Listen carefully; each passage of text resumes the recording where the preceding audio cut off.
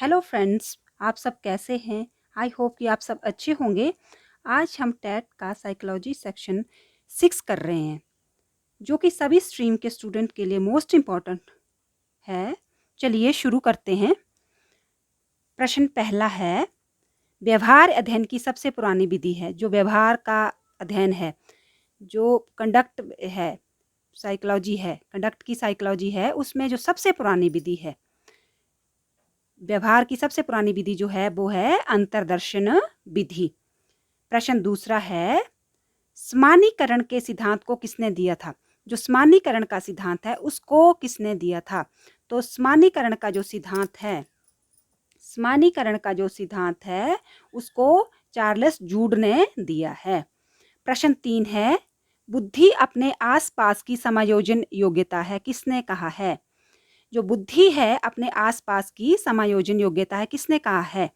तो ये जो कहा है वो जीन पियाजे ने कहा है। बोला है कि बुद्धि जो है वो अपने आसपास की समायोजन करती है। बुद्धि में अपने आसपास की समायोजन योग्यता है, अपने आसपास की समायोजन योग्यता है, ये जीन पियाजे ने कहा है। प्रश्न 4 है,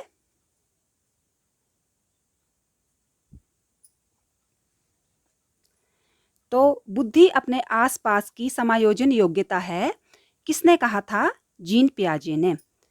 प्रश्न 4 है, बायोगस्टी के सिद्धांत में विकास के कौन से पक्ष को नज़रअंदाज किया गया है? बायोगास्टी जो है वो एक साइकोलॉजिस्ट था, तो उसने सिद्धांत दिया था, तो उसके सिद्धांत में कौन सा ऐसा पक्ष था जिसको नज़रअंदाज किया था? जो जैविक पक्ष था उसमें उसके सिद्धांत को नज़रअंदाज किया गया था। प्रश्न 5 है, अति सक्रिय बच्चों को आवश्यकता होती है। जो बच्चे ज़्यादा एक्टिव होते हैं, जो बच्चे कक्षा में सबसे ज़्यादा एक्टिव होते हैं, ऐसे बच्चों को किस चीज़ की आवश्यकता होती है? क्या उनकी तरफ क्लास में ध्यान नहीं देना होता है या उन बच्चों को छोड़ देना होता है उनकी गतिविधियों पर? तो ऐसे बच्चे जो अति सक्रिय जो ज़्यादा एक्टिव बच्चे हैं, मच मोर एक्टिव बच्चे जो हैं, उनके लिए क्लास में विशेष ध्यान देना पड़ता है। उनको क्लास में विशेष ध्यान पड़ता है जो अति सक्रिय बच्चे हैं। प्रश्न 6 है, किस अवस्था में शारीरिक, मानसिक और व्यक्तित्व का मूलभूत विकास होता है? किस अवस्था में व्यक्तित्व का, किस अवस्था में शारीरिक, मानसिक और व्यक्तित्व का मूलभूत विकास होता है? जो एज की कौन सी अवस्था है? बाल्य अवस्था। बाल्य अवस्था में शारीरिक, मानसिक और व्यक्तित्व का विकास होता है किसी बच्चे का।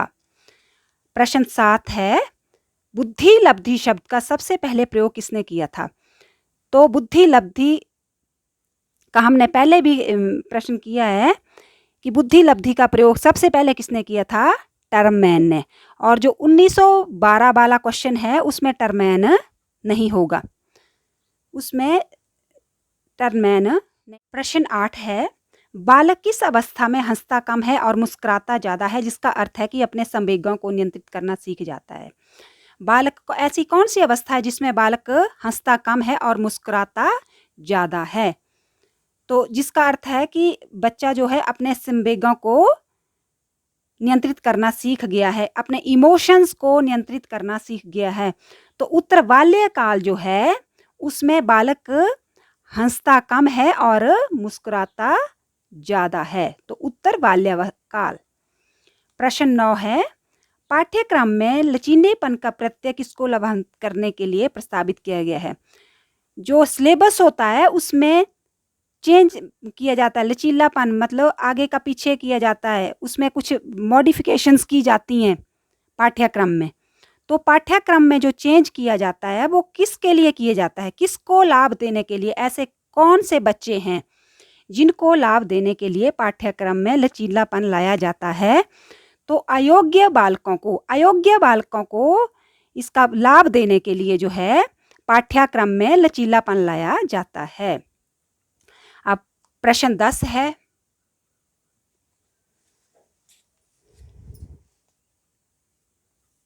प्रश्न 10 है, बुद्धि योग्यता है। बुद्धि जो योग्यता है, बुद्धि किस चीज़ की योग्यता है? बुद्धि की योग्यता क्या है? बुद्धि की वजह से सीखने की योग्यता है बुद्धि में।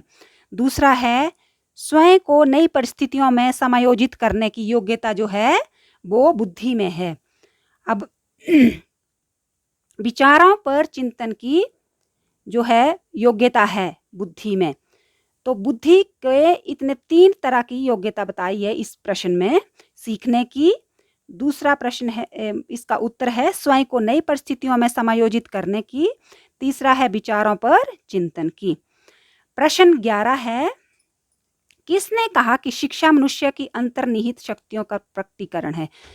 ऐसा किसने कहा है कि मनुष्य में जो अंदर शक्तियां होती हैं वो शिक्षा के जरिए बाहर आती हैं, प्रकटीकरण उनका शिक्षा के जरिए होता है। तो ऐसा किसने कहा है कि शिक्षा मनुष्य की आंतरिक शक्तियों का प्रकटीकरण है? शिक्षा के द्वारा मनुष्य की अंतर्निहित शक्तियां हैं उनका प्रकटीकरण होता है। अंदर जो उस मनुष्य के अंदर जो शक्तियां हैं उनका प्रकटीकरण होता है शिक्षा के द्वारा।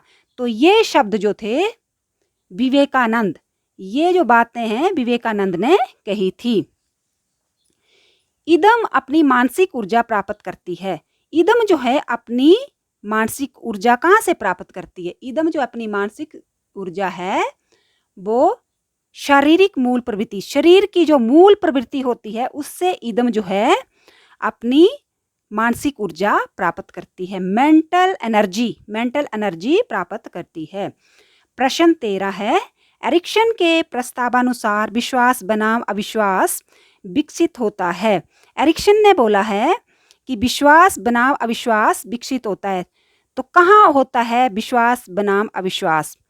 तो मौखिक जो संवेदी अवस्था में, जो मौखिक इमोशनल जो अवस्था होती है, संवेदी अवस्था जो होती है, मौखिक संवेदी अवस्था जो होती है उसमें विश्वास बनाम अविश्वास विकसित होता है, ये एरिक्सन ने कहा है। प्रश्न 14 है ये सिद्धांत की हम सभी अपने संपूर्ण जीवन काल में विकासात्मक चुनौतियों का सामना करते हैं किसने प्रतिपादित?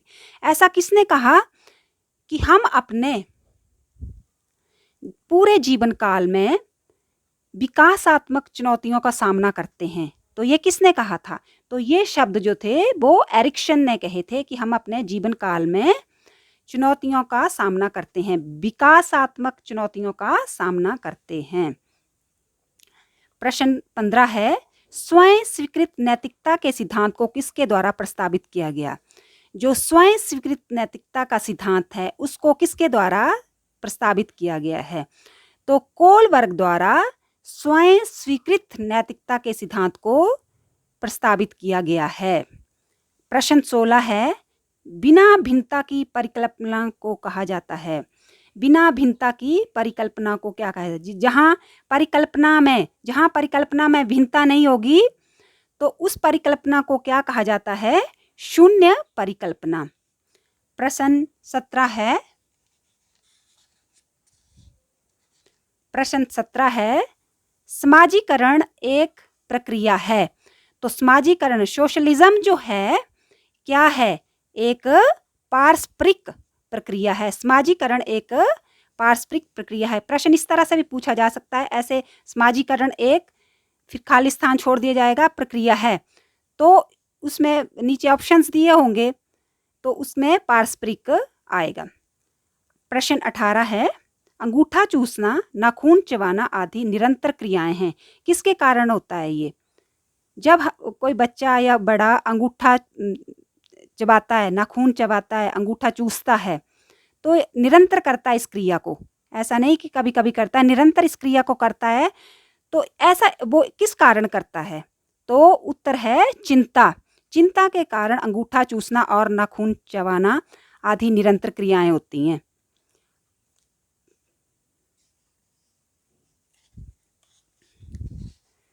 प्रश्न 18 है अंगूठा चूसना, नाखून चबाना आदि निरंतर क्रियाएं किसके कारण होती हैं? तो ये जो क्रियाएं हैं वो चिंता के कारण होती हैं। प्रश्न 19 है दोनों x और y गुणसूत्र पाए जाते हैं। दोनों जो x और y गुणसूत्र पाए जाते हैं वो किस में पाए जाते हैं? पुरुषों में, और स्त्रियों में जो है वो x और x सूत्र पाए जाते हैं। प्रश्न ऐसे भी पूछा जा सकता है कि स्त्रियों में पाए जाने वाला गुणसूत्र, तो तब होगा XX, और पुरुषों में पाए जाने वाले सूत्र x और y।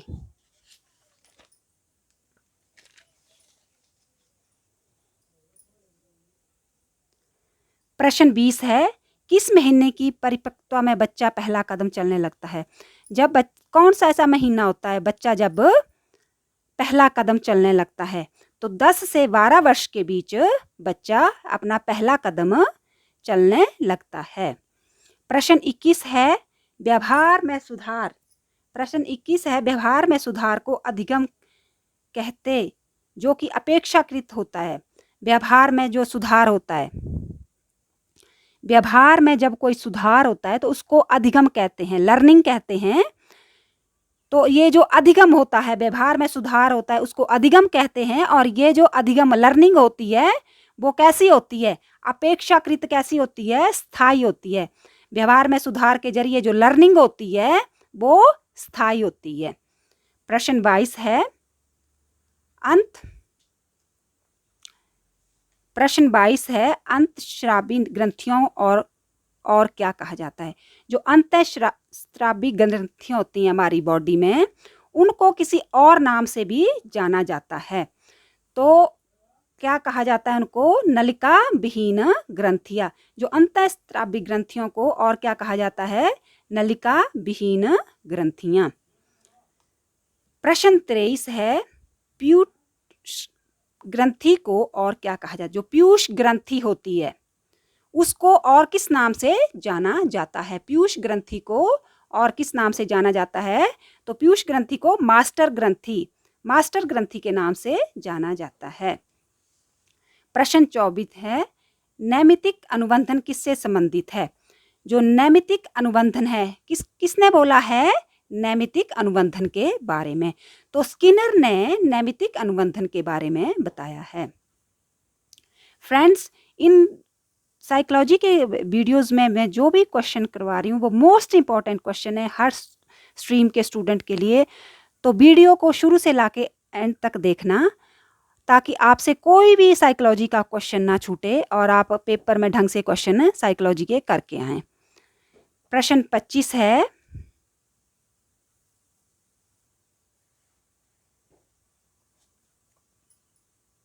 प्रश्न 25 है, सृजनात्मकता का तात्पर्य क्या है? अब प्रश्न 25 है, सृजनात्मकता का तात्पर्य क्या है? सृजनात्मकता का तात्पर्य क्या है? एक नया उत्पादन। सृजनात्मकता का अर्थ है एक नया उत्पादन।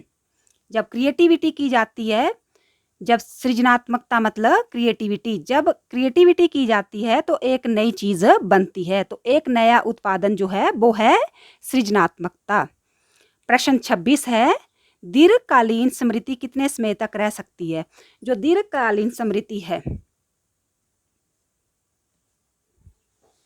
दीर्घकालीन स्मृति कितने समय तक रह सकती है? जो दीर्घकालीन स्मृति है वो कितने टाइम तक रह सकती है? तो दीर्घकालीन स्मृति है जो है दिनों, महीनों, वर्षों तक रह सकती है। प्रश्न 27 है, निर्णय लेना एक प्रकार का क्या है? तो निर्णय लेना एक प्रकार का समस्या समाधान है। जब हम किसी विषय पर निर्णय ले लेते हैं तो उसके बाद हमारी समस्या का क्या हो जाता है? समाधान हो जाता है। फ्रेंड्स, अंत में मैं यही कहना चाहूँगी, इस वीडियो को देखने के लिए आपका बहुत बहुत धन्यवाद। अगर वीडियो अच्छी लगे हो तो please like, share and for more videos subscribe the channel and hit the bell icon. Thank you.